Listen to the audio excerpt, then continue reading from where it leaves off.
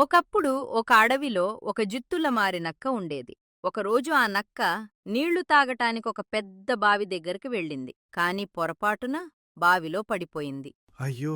నేను బావిలో పడిపోయాను. ఇప్పుడు బయటికెలా రావాలి? ఎవరైనా వస్తే బావుండు. నక్క ఎంత ప్రయత్నించినా బావి నుండి బయటికి రావటం కాలేదు. అప్పుడు ఆ దారిలో ఒక మేక వచ్చింది. దానికి చాలా దప్పికగా ఉంది. అయ్యో! నాకు చాలా దప్పికగా ఉంది. ఇక్కడ బావి కనిపిస్తోంది. లోపల నీళ్లున్నాయేమో చూద్దాం. అయ్యో! బావిలో నక్క ఉంది. నక్క అన్నా, ఈ బావిలోని నీళ్లు మంచివేనా? అయ్యో మేకమ్మ! ఇవి సాధారణ నీళ్ళు కావు. పానకంలాగా చాలా తియ్యగా, చల్లగా ఉన్నాయి. నేనింత మంచినీళ్ళు ఎప్పుడు తాగలేదు. నాకు చాలా దప్పికగా ఉంది. అయితే నేను కూడా దూకి తాగుతాను. నక్క మాటలను నిజమని నమ్మిన మేక ఆలోచించకుండా బావిలోకి దూకింది. దప్పిక తీరింది. కాని ఇప్పుడు బయటికెలా వెళ్ళాలి? ఇదే మంచి అవకాశం. ఈ మేకను ఉపయోగించుకొని నేను బయటికెళ్ళాలి. మేకమ్మ బాధపడకు.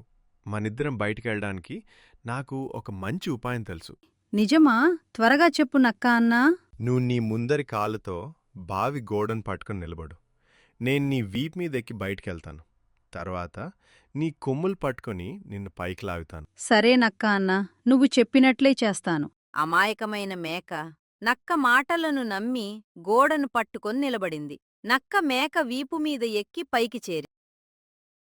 నక్క అన్నా, ఇప్పుడు నన్ను పైకి లాగు.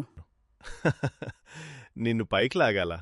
నీ బావిలోకి దూకే ముందు బయటకొచ్చే దారి గురించి ఆలోచించాల్సింది. నేను వెళ్తున్నాను. నక్క అన్నా, నన్ను మోసం చేయకు. నన్ను బయటికి లాగు. నీ అమాయకత్వం వల్లే నీకిష్టం వదిలే. నీకీ కష్టం వచ్చింది. ఇక నీ సంగతి నువ్వే చూసుకో.